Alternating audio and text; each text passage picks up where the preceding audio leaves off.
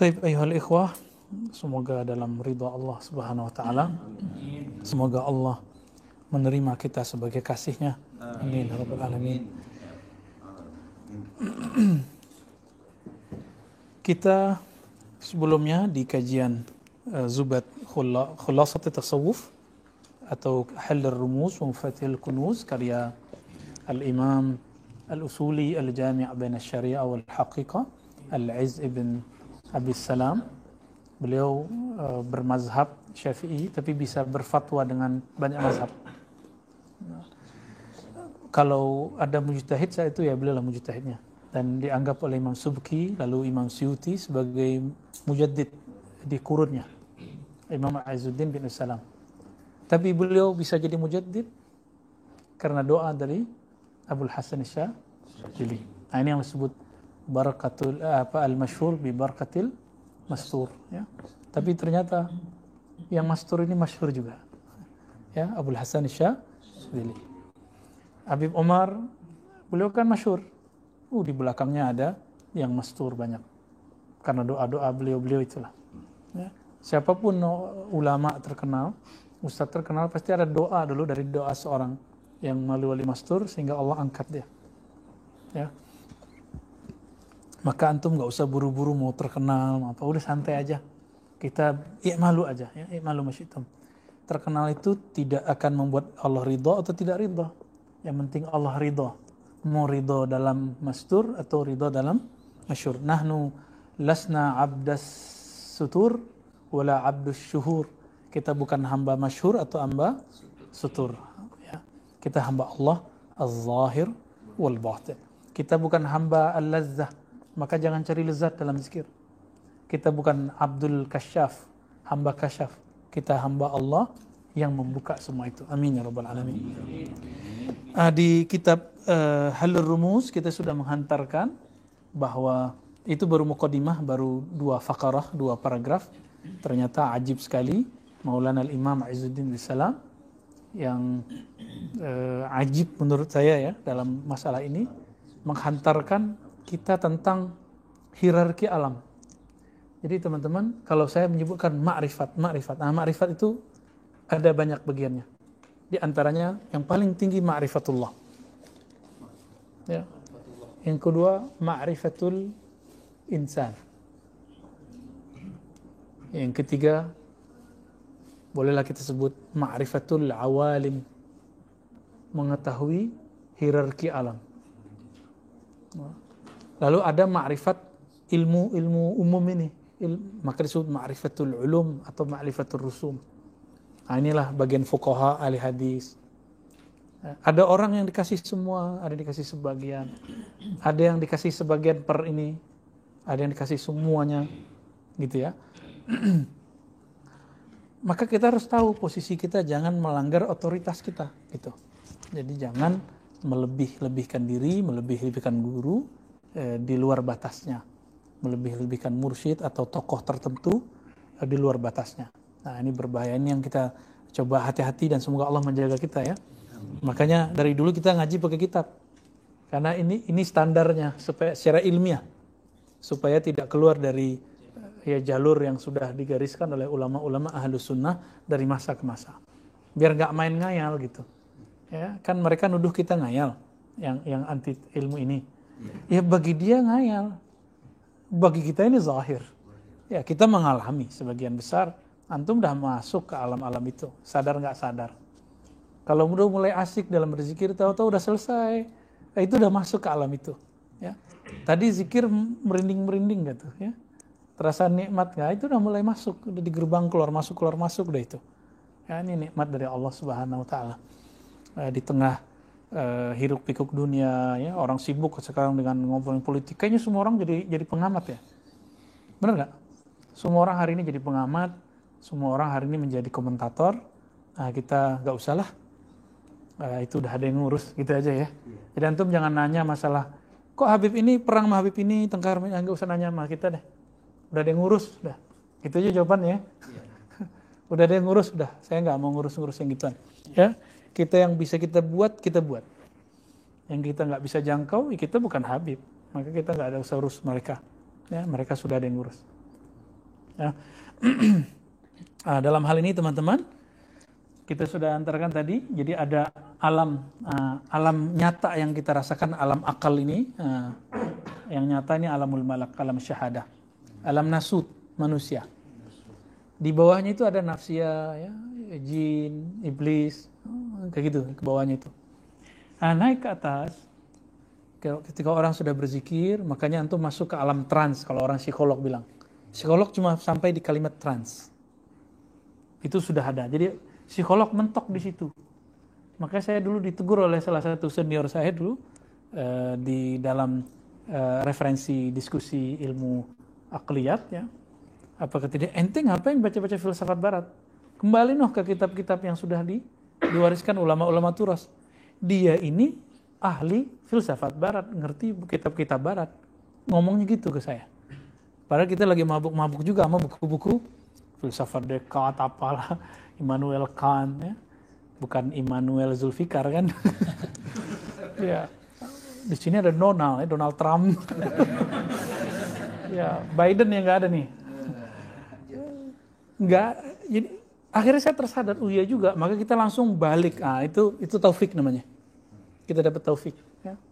Saya balik lagi ke baca turos. Salah satu yang saya baca dulu ini, cuma nggak ngerti. Di kitab ini ngomong apa ini? Ya, udah sampai kemudian tamat S1, S2, S2 kemudian dulu bukunya minjem, sekarang kita beli. Nggak paham juga, cuma ngerti terjemahannya. Terjemahan ngerti, tapi pemahamannya belum sampai. Ya. Rohani juga belum nyambung. Tapi merasa sudah jadi pengamat. Jadi dulu udah ngerasa pinter aja udah. Itu muskilahnya itu. Merasa ini loh hijab kita, ya. Hijab kita benar-benar merasa ini, merasa itu.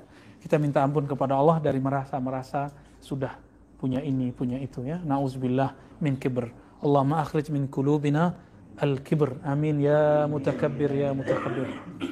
Ya, dengan nama Allah mutakabbir, Allah kabir, semoga Allah mencabut rasa kibir dari qalb kita. Amin rabbal alamin. Allahumma shalli ala sayyidina Muhammad. Nanti kalau orang diangkat oleh Allah, maka dia akan naik ke alam Jabarut. Ya, Jabarut itu ya kerajaan Jabar, kerajaan Jabarut.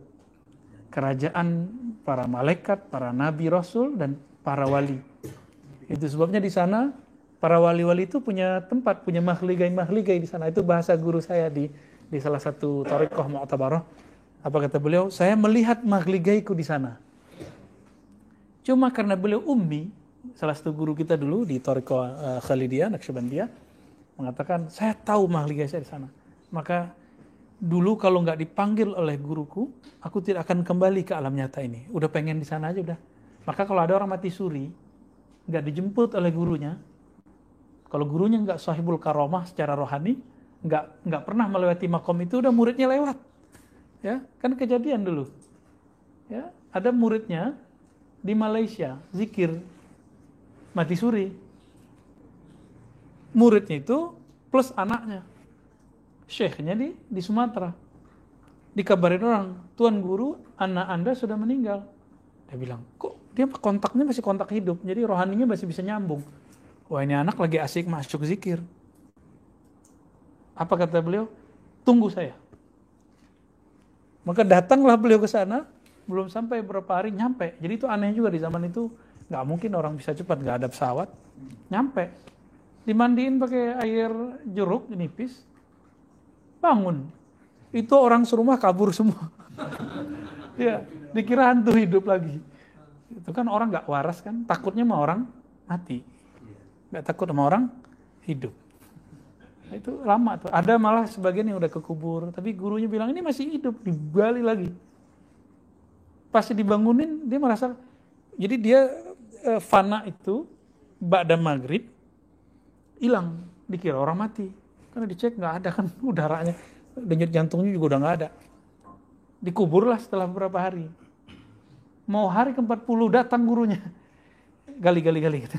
Digali, dimandiin sama kayak mandi yang tadi, cuma diminta kepada Allah. Nah, ini mandiin begitu bukan mandi biasa, itu bukan mandi kayak antum mandiin kucing. Itu dia minta kepada yang maha hidup untuk mengembalikan sifat hayat orang ini. Benar hidup lagi. Dan itu bukan khurafat, dan emang nyata ya. Nah teman-teman, kalau antum nggak punya mursyid, itu nggak bisa selamat sono. Kalau hilang itu yang meninggal, tapi meninggalnya enak itu. Itu syuhada secara rohani udah. Arif billah gelarnya udah. Ya. Tapi arif billah sesuai dengan makomat itu ya. Yang paling tinggi makomatnya yang sudah sampai ke ahud. Ya, di Jabarut itu kalau boleh disebut disitulah alam ma'rifatullah. Ma'rifatullah. Siapa yang rohaninya bolak-balik ke sana, ditandai nanti dia punya karya di dunia. Karyanya pasti tasawuf. Jadi antum cari aja semua karya tasawuf atau semua masyayikh yang punya wirid, punya hizib, punya kumpulan zikir yang dia turunkan kepada orang sekarang, itu dia pasti punya akses ke alam Jabarut. Gitu. Rohaninya, jadi dia duduk di sini tapi rohaninya sudah, jadi dia itu berlapis-lapis dalam diri kita juga. Nggak perlu badannya menghilang, nggak perlu. Ya, duduk di sini, kalau istilah orang-orang sekarang dalam ilmu pengetahuan, dunia paralel. Jadi dia mungkin di tempat yang sama, tapi ruhnya sudah Allah mi'rajkan. Nah ini yang disebut as-salatu mi'rajul mu'minin. Itu sampai, tergantung, ada yang sampai ke malakut. Orang sampai ke malakut itu udah nangis-nangis kok. Termehek-mehek udah dikira dia udah sampai, padahal masih belum itu. Ya, usulnya baru di alam malakut. Kalau dia terus dibimbing oleh wali yang wasil, mursyid yang kamil, mutakamil, yang kulli, ya, al-waris al-muhammadi, Allah akan angkat terus ke alam Jabarut. Di Jabarut lah nanti dia ketemu ruhaniyah. Jadi kalau antum nanti ketemu dengan ruhaniyah wali-wali, baik yang hidup ataupun yang mati, atau gurunya sendiri, itu udah antum udah pergi ke situ. Ya. Udah masuk ke alam Jabarut udah. Alhamdulillah. Apalagi ketemu Rasulullah sallallahu alaihi wasallam ya. Terus naik ke sini aja Pak ya, mangga. Waalaikumsalam.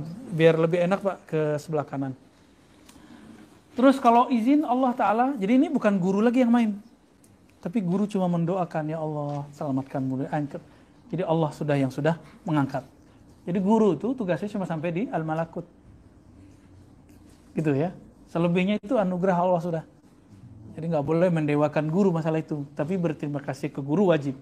Malam yashkurin nas, lam yashkuril lah. Terus apa di situ lahut. Nah, lahut ini makanya orang ngomong Tuhan, mabuk Tuhan dah. Ya. Nah, kalau dia turun ke alam dunia rohaninya, nanti dia kalau nulis ilmu tauhid, itu seperti Hasyiah Al-Bajuri. Antum boleh baca. Hasyiah Bajuri itu beda sama hasyiah yang lain. Karena beliau seorang mursyid. Al-Imam Al-Bajuri. Ya. Udah baca Hasyiah Bajuri. Beliau mensyarah Kharidah Al-Bahiyah ya. Udah ajib. Ya. Saya kira itu buku ecek-ecekan. Karena ketika kita baca syarah fikih, saya nggak terlalu minat kan. Paling gitu-gitu lagi. Ternyata ketika kita baca hampir setiap lembarannya itu ada oleh-oleh Jabarutiyah. Ya, istilahnya apa? Oleh-oleh Jabarutiyah. Itu cobain deh sendiri. Coba baca kitab itu. Nanti semoga ada waktu kita mensyarah kitab itu ya. Kalau saya nggak sempat nanti Buya Asfi lah yang ini kan Buya Asfi juga ke Imam Bajuri ini lumayan ini ya. Ta'amuknya dahsyat lah. Ya. Dulu kan ada siapa namanya Syekh Anas Syufrawi itu ya. Yang Syarfawi ya. Itu ajib juga mensyarahnya. Karena beliau mutamakin fi salasati mazahib fiqhi kalami sufi. Nah ini beliau kena di tiga itu. Alhamdulillah rabbil alamin. Nah, jadi kalau susah ngaji versi Syekh Anas. Terus apa atasnya? Hahut. Kalau hahut, itu ditandai dengan musyahadah. Itulah puncak ihsan. Jadi apa kata Nabi? Anta'budallah ka'annaka. Itu mustalah nabawi. Kalau mustalah sufi namanya hahut. Ini istilah ditulis oleh Sidi Ahmad Tijani dalam Al-Faid Ar-Rabbani. Saya kira itu istilah nggak ada lagi, berhenti di lahut. Ternyata sampai ke Hahut, ya.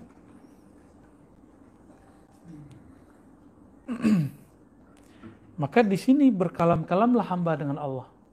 Nah, kalau ingin lihat prakteknya secara kitab, lihatlah kitab Al-Fathur Rabbani karya Sidi Abdul Qadir Jilani. Itu hasil dari dialog-dialog di alam Hahut. Jadi beliau turunnya udah gitu aja tuh. Hahut, Lahut, Jabarut, Hahut. Jadi kitab itu teman-teman adalah mutiara-mutiara yang beliau turunkan ketika beliau selesai ya, berpetualang di alam sana. Silakan dinikmati dan sudah diterjemahkan. Ya kan? Bener ya? Ada yang jualan kitab nggak, coba tanya deh. Al-Fathur Rabbani. Terjemahnya bagus-bagus rata-rata. Lumayan oke lah. Cuma jangan cari terjemahan yang dari Inggris, tapi terjemahan yang dari bahasa Arab. Ini kan kayak beberapa kitab diterjemahin ke Risalah Qusyaidah, terjemahin ke bahasa Inggris, terus terjemahin ke bahasa Indonesia. Termasuk ini Suhrawardi, Awarif, yang punya Bang Yogi itu ya. Dari alam Hahut ini, teman-teman, kalau kita turun tadi ke Jabarut, orang di Jabarut ini sudah boleh disebut muhaddatsun. Tapi muhaddatsunnya belum permanen. Yang permanen itu kalau udah nyampe di alam, itulah Sayyidina Umar, itulah Sayyidina Abu Bakar, Sayyidina Utsman, Sayyidina Ali, orang-orang ahli mujtahid. Kenapa mujtahid bisa merubah satu hukum beda satu zaman dengan zaman, bahkan beda dengan gurunya. Imam Syafi'i beda dengan, itu karena dia sudah bolak-balik di situ. Cuma dia memerankan baju mujtahid fikih, bukan baju sebagai sufi, gitu ya. Antum jangan pakai riwayat-riwayat yang nggak jelas lagi, ya. Imam Baihaqi ketika menyebutkan riwayat bahwa Imam Syafi'i menyebut sufi itu kasul, ya, sangat pemalas, itu bukan sufi yang asli. Beliau mengejek para sufi-sufi yang berbaju sufi, tapi dia berlindung dengan baju itu dengan kemalasannya. Karena kita sudah lihat diwan beliau dan kitab-kitab beliau yang lain, itu asar sufinya sangat banyak. Ya. Jadi beliau ingin menampilkan sufi yang berbeda, sufi yang syar'i lah, kira-kira begitu. Nah, yang disebut bahut, itu ruhaniyah Rasulullah Sallallahu Alaihi Wasallam. Ya. Orang kalau udah di situ, ya dia sering dialog-dialog nabawiyah dia. Jadi mohon maaf, kenapa beberapa hadis itu nggak ketemu dalam kitab? Terus orang bilang, saya dapat ijazah dari Nabi. Nah, itu kayak Sidi Ahmad Tijani dia di situ.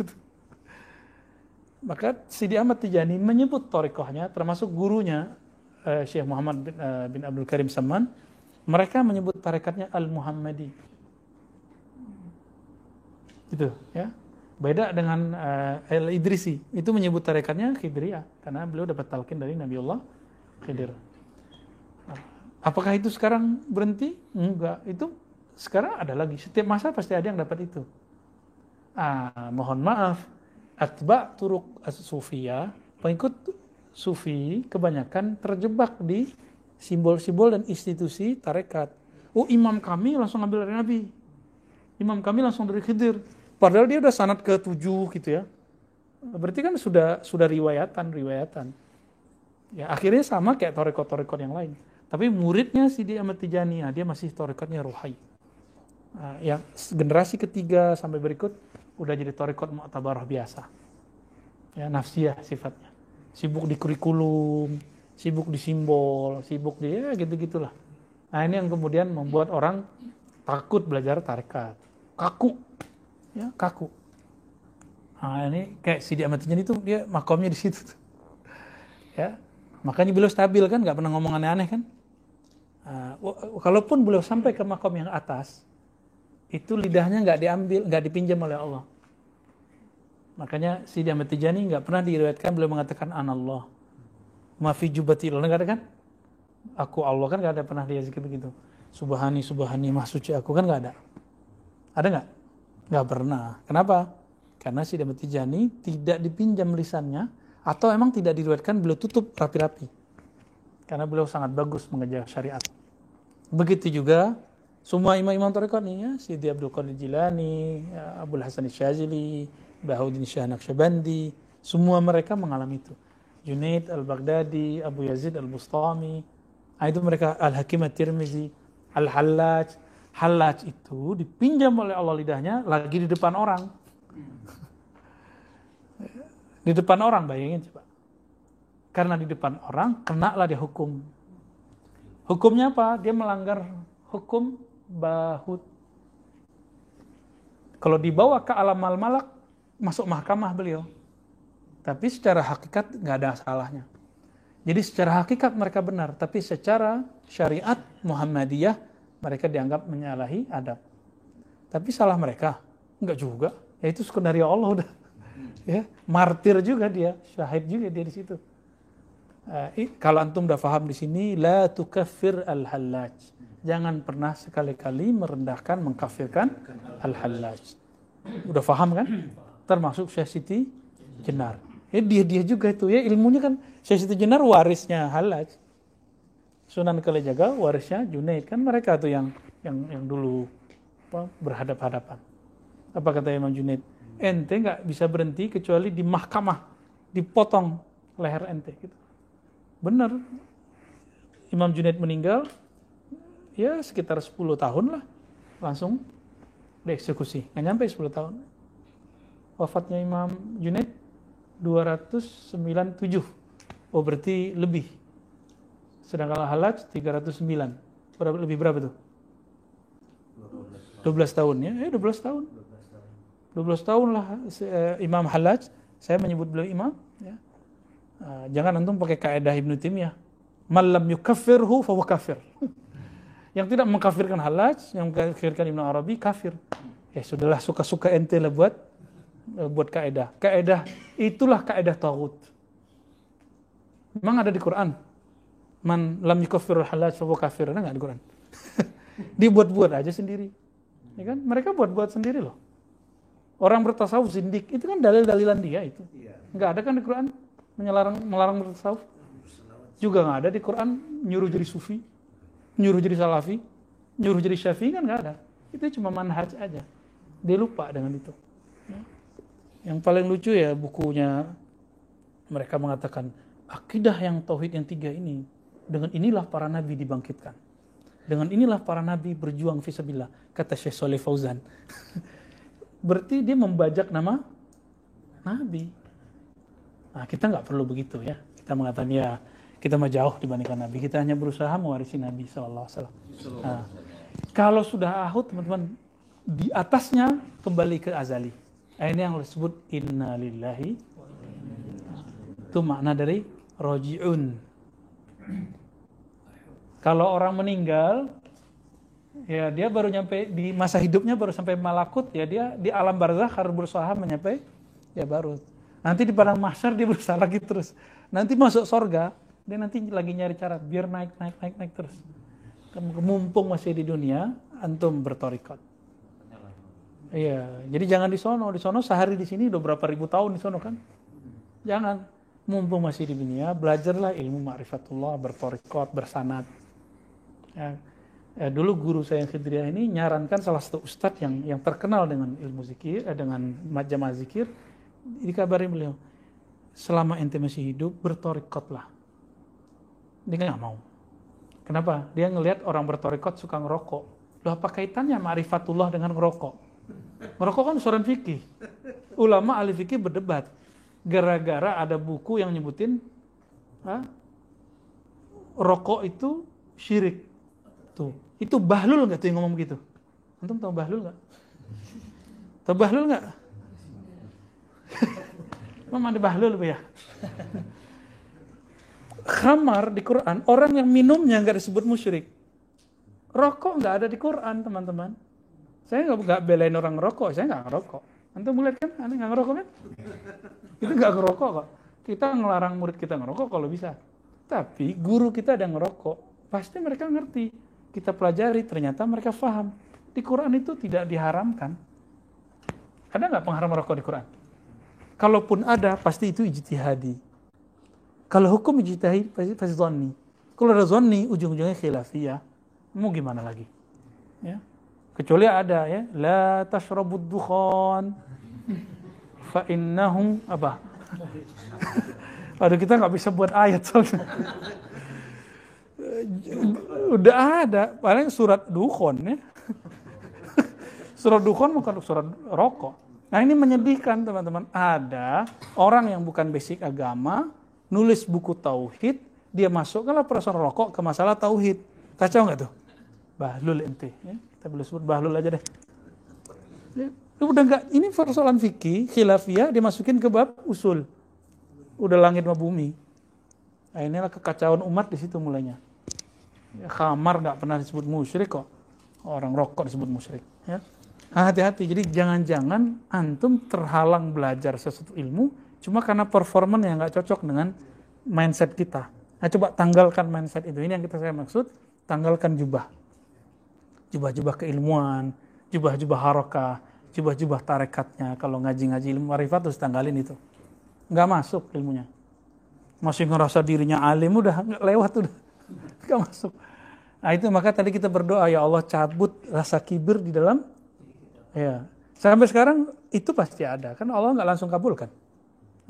Nah, semoga pelan-pelan dengan ngaji begini Allah buang dikit-dikit. Syukur-syukur kalau dibuang langsung. Amin. Ya, kalau dibuang langsung kan sama kayak orang ada duri di badannya, dicabut langsung kan bisa pendarahan. Nah, pelan-pelan dicabut. Nah, jadi inilah teman-teman kira-kira strata alam ma'rifatul awalim. Ya. Jadi kalau ada orang sudah bisa berkalam-kalam dengan Allah, dia dapat di alam, nah itulah ihsan. Ya, yang itu nggak bisa thariqat biasa, harus thariqat rohani. Nah, makanya dalam ijma' ahlus sunnah sufi diyakini bahwa Nabiullah Khidir masih hidup. Karena beliaulah nanti yang mengajari para mursyid-mursyid itu setelah mursyid-mursyid mentok di alam Jabarut. Gitu. Kecuali Imam akhir zaman Al-Mahdi. Ya. Beliau Nabi Khidir udah kayak Qorin udah ya, Qorinani. Jadi kalam dia kalam Khidir ya kalam dia gitu. Maka kalau ketemu beliau itu ya antum bisa tembus ke sana. Nah, dengan doa-doanya, dengan zikir-zikirnya, dengan izin beliau ya. Udah azan aja nih ya. Alhamdulillah rabbil alamin. Kita bersyukur Buya Asfi sehat-sehat aja ya. Karena Habib Ges sudah sakit, semoga Allah kembalikan kesehatan beliau, kembali berdakwah, memperjuangkan Ahlus Sunnah wal Jamaah. Ya. Kita kembalikan ke Buya Zul Asfi untuk mensyarah kitab Khatmul Auliya.